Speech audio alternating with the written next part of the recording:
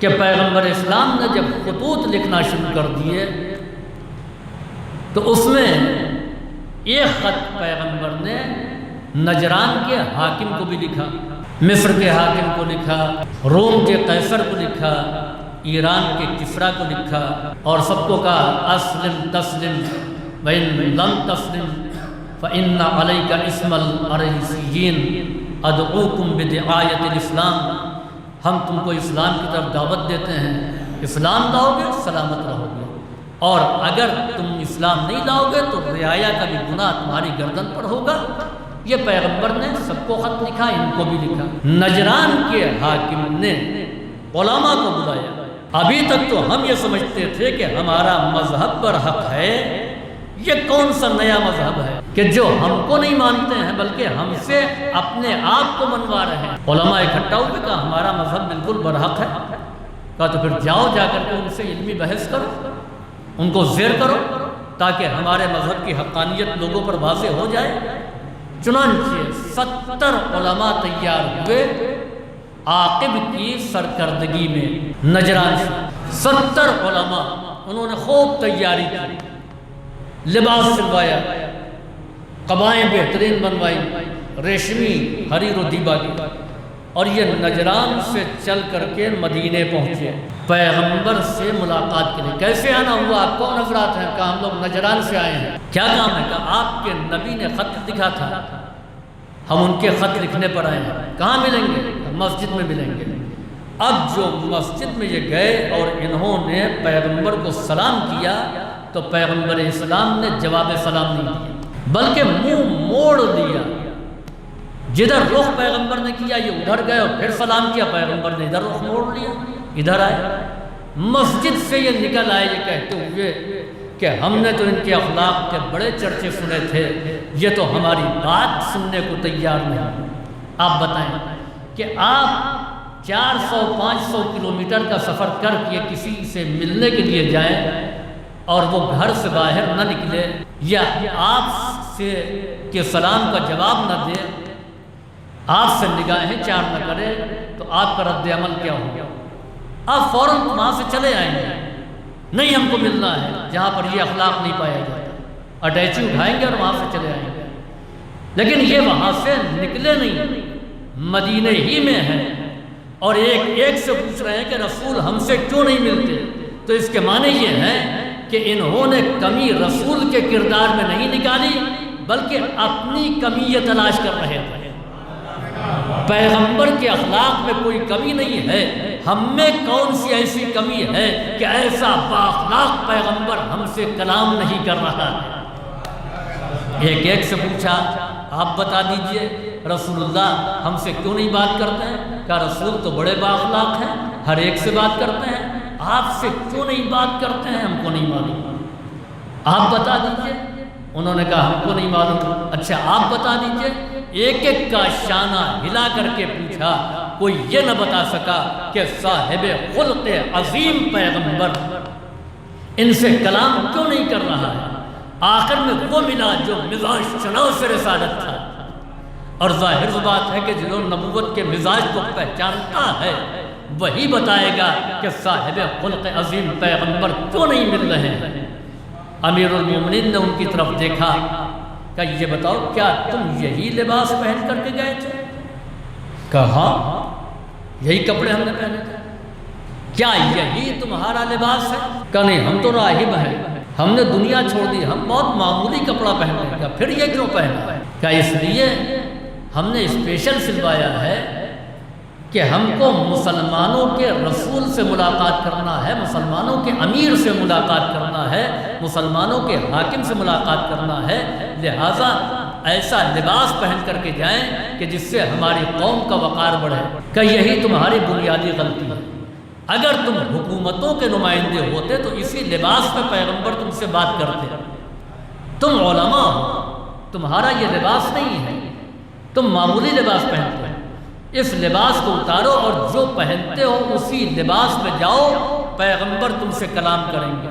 انہوں نے اس لباس کو اتارا اور پھر اپنا معمولی لباس پہنا، بس میں رسالت میں آئے تو پیغمبر نے کھڑے ہو کر کے استقبال کیا، سلام کا جواب دیا، مرحبا کہا، احترام کے ساتھ بیٹھالا، گویا اعلان کیا کہ ہماری بزم میں لباس کی اہمیت نہیں ہے، کردار کی حیثیت ہے۔ یہ پیغمبر کے پاس بیٹھے اور گفتگو شروع ہوئی۔ کہا آپ عیسیٰ کو خدا کا بیٹا کیوں نہیں مانتے؟ 3 خدا ہیں۔ پیغمبر نے کہا 1 خدا۔ 3 خدا ہے۔ پیغمبر نے کہا 1 خدا ہے۔ عیسیٰ کو خدا کا بیٹا مانی۔ پیغمبر نے کہا دلیل کیا ہے؟ کہ اللہ نے ان کو بغیر باپ کے پیدا کیا۔ پیغمبر خاموش، اس لیے اس زبان پر وحی الہی کا پہرا ہے۔ وما ينطق عن الهوى ان هو الا وحی یوحی، وحی ہوئی۔ اے میرے حبیب ان سے کہہ دیجئے کہ انا مثلا، اے پیغمبر آپ کہہ دیجئے کہ عیسیٰ کی مثال کمثل آدم کے جیسی ہے۔ عیسیٰ کی مثال آدم کے جیسی ہے۔ اللہ نے جس طریقے سے آدم کو بغیر ماں باپ کے پیدا کیا، ویسے ہی عیسیٰ کو بغیر باپ کے پیدا کیا۔ پیغمبر نے کہا کہ اگر یہی دلیل ہے کہ جو بغیر باپ کے پیدا ہو جائے وہ خدا کا بیٹا ہے، تو آدم خدا کے بڑے بیٹے ہیں۔ ان کو اللہ نے بغیر ماں باپ کے پیدا کیا۔ یہ لاجواب ہو گئے، ان کے پاس کوئی جواب نہیں تھا۔ آخرکار پیغمبر دلیل دیتے رہے، یہ دلیلوں کا انکار کرتے رہے، یہاں تک کہ آیت نازل ہوئی فمن حاجک من بعد ما جاءک من العلم فقل تعالوا ندعو ابناءنا وابناءکم ونساءنا ونساءکم وانفسنا وانفسکم ثم نبتہل فنجعل لعنت اللہ علی الکاذبین۔ پیغمبر دلیلوں کے بعد جو کٹ حجتی کر رہے ہیں تو ان سے کہہ دیجئے کہ بس ہو گیا، اپنے بچوں کو لاؤ، ہم اپنے بچوں کو لاؤ، تم اپنے بیٹوں کو لاؤ، ہم اپنے بیٹوں کو لائیں، ہم اپنی عورتوں کو لائیں، تم اپنی عورتوں کو لاؤ، ہم اپنے مردوں کو لائیں، تم اپنے مردوں کو لے کر کے آؤ، اور پھر ہم مباہلہ کریں۔ طے ہو گیا کہ مباہلہ ہوگا، تاریخ طے ہو گئی۔ اسی دوران پیغمبر اسلام یعنی یہ لوگ مدینے میں قیام پذیر ہیں، مباہلے کی تاریخ پڑ گئی کہ 24 ذی الحجہ آ کر کے میدان میں ایک دوسرے پر بددعا کی جائے گی۔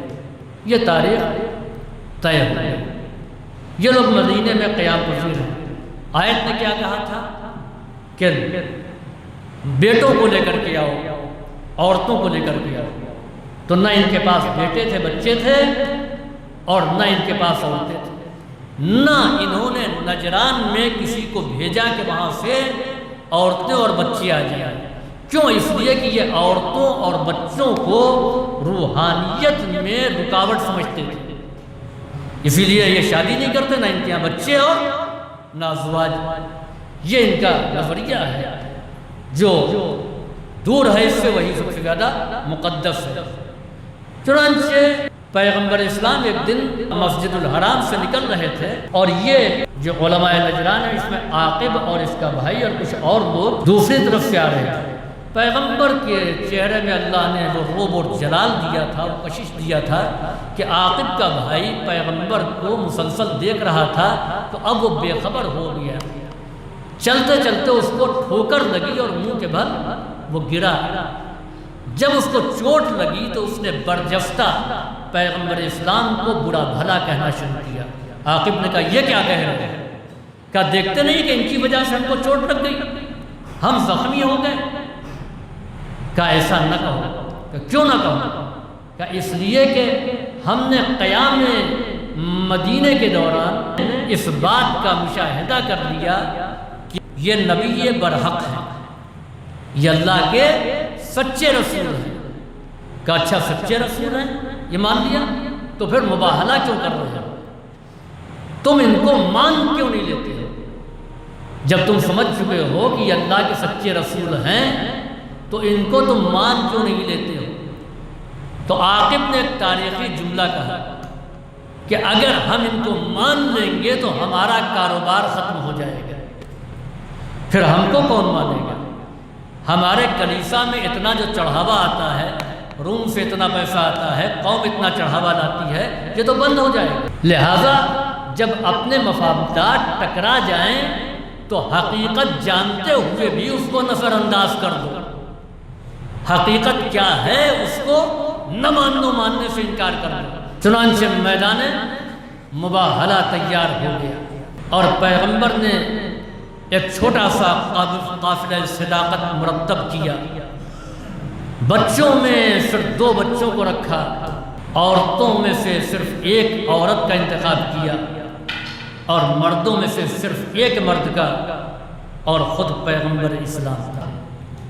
اور پیغمبر اسلام یہ قافلہ لے کر کے آگے، اور جیسے ہی ان افراد کو دیکھا نصارہ نجران، فوراً عاقب نے کہا خبردار ان سے مباہلہ نہ کرنا، شکست تسلیم کر دی، خبردار ان سے مباہلہ نہ کرنا۔ جس وقت پیغمبر چلے ہیں پتے تک رک گئے تھے، ہوا نہیں چل رہی تھی، عجب موسم کا سما ہو گیا تھا، پرندے اپنے آشیانوں سے نکل کر کے انہوں نے زمین پر پر پھیلا کر کے اور اپنے سینوں کو ٹیک دیا، بالکل کائنات کا رنگ مختلف دکھائی دے رہا۔ وہ کہتا ہے کہ ہم ایسے چہروں کو دیکھ رہے ہیں کہ اگر یہ خدا سے کہہ دے کہ پہاڑ اپنی جگہ سے ہٹ جائے تو پہاڑ اپنی جگہ سے ہٹ جائے۔ یہ پہاڑوں کے ہٹانے والے آ رہے ہیں، کہاں مقابلہ ہے پہاڑوں پر پناہ لینے والوں کا اور پہاڑوں کو اپنی جگہ سے ہٹا دینے والوں کا۔ انہوں نے فوراً اعتراف شکست کر لیا، ہار گئے۔